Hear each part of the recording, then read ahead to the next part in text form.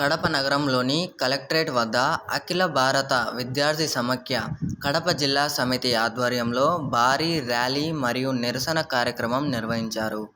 ఈ సందర్భంగా ఏఐఎస్ఎఫ్ నాయకులు వలరాజు మీడియాతో మాట్లాడుతూ, సాంఘిక సంక్షేమ వసతి గృహాలలో ఉన్న సమస్యలను వెంటనే పరిష్కరించాలని వారు డిమాండ్ చేశారు.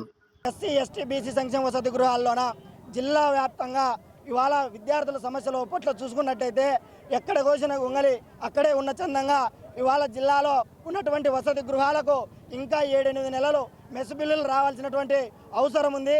అదేవిధంగా అద్దె భవనాల్లో నడుస్తూ ఉన్నాయి.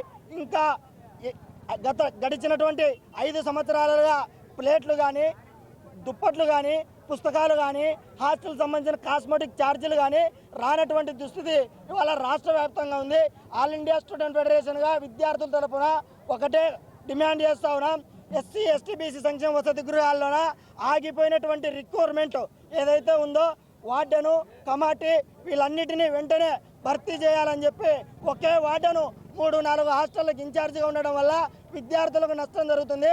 తద్వారా విద్యార్థులకు పౌష్టికాహార లోపం ఉండడం వల్ల, లేకపోతే సరైనటువంటి వసతులు లేకపోవడం వల్ల, పర్యవేక్షణ లోపం వల్ల ఇవాళ విద్యార్థులు చదువుకు దూరం అయ్యేటువంటి ప్రమాదం ఉంది. కాబట్టి ప్రభుత్వం తక్షణం దృష్టి పెట్టి ఎస్సీ, ఎస్టీ, బీసీ హాస్టళ్ల సంక్షేమం గురించి మరొకసారి ఆలోచించాలని చెప్పి అఖిల భారత విద్యార్థి సమాఖ్యగా మేము కోరుతా ఉన్నాం. మరి హాస్టళ్లలో వార్డెన్లు ఒక పక్కన వాళ్ళు మెనూ ప్రభుత్వం ప్రకటించిన నేపథ్యంలో విద్యార్థులకు అన్నం పెట్టాల్సిన పరిస్థితి ఉంది. మరి ఓ పక్కన వారి యొక్క భార్యాభర్తల యొక్క తల్లి పుస్తలు అన్నీ అమ్ముకొని వార్డెన్లు ఇవాళ అన్నం పెడుతున్నటువంటి, భోజనం పెడుతున్నటువంటి పరిస్థితి ఉంది. నాసిరకమైనటువంటి భోజనం, లేకపోతే నామ్స్ సరిగా లేనటువంటి భోజనం, ఈ వైఖరి వార్డెన్లో ఉంది. అంటే ప్రభుత్వం బిల్లులు తక్షణం అందించాలి. అందించకపోవడం వల్లనే ఈ విధమైనటువంటి వైఖరి ఉంది. వార్డెన్ల మెడ మీద కత్తి పెట్టి ఇలాంటి వైఖరి సరైనది కాదు.